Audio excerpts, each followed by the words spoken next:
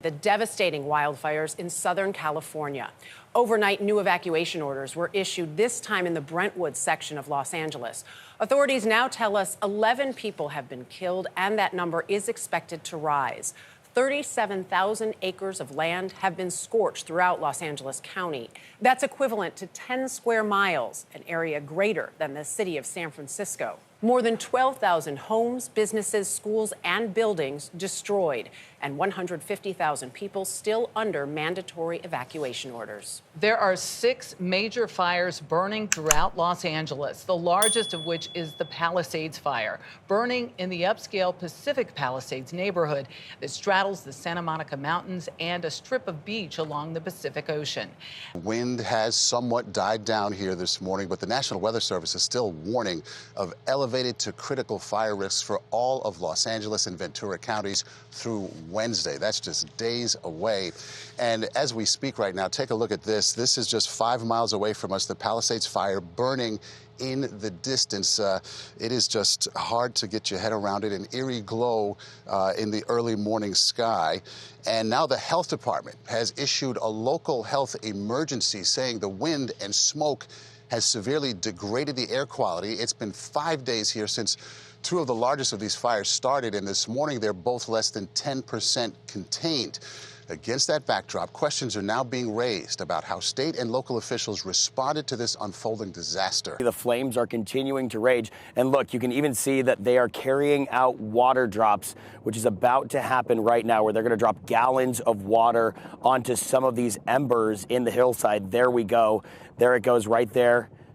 To try to put out these flames, it really just highlights what a challenge these firefighters are up against. And as these flames rage, so too do the questions from residents, millions of which got false alarms when there weren't actually in any danger. Also, the other question that is growing this morning is whether or not firefighters were well equipped enough to get a handle on the blaze when the flames began.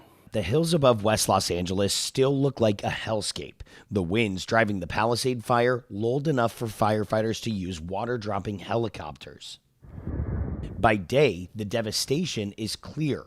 Hundreds of homes in the Pacific Palisade neighborhood are little more than rubble and ashes. So I came home today, and now it looks like we definitely have to go again, so I'm going. Do you know where you're headed right now? Yeah, I do. I have a pool house in Coldwater Canyon, and I hope it doesn't get all the way over there.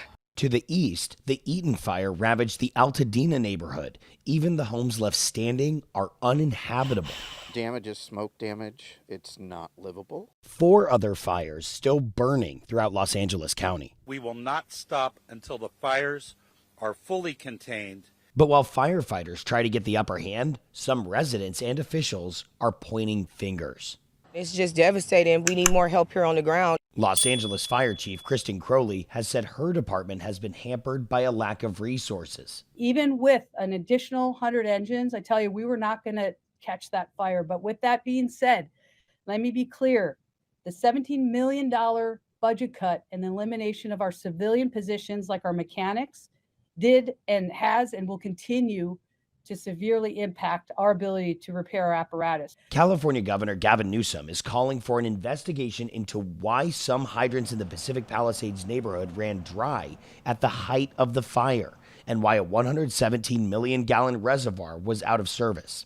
Meanwhile, some residents want to know why 10 million Californians received false emergency evacuation warnings. I want the residents of Los Angeles region to have faith. We are doing everything we can to bring the situation under control.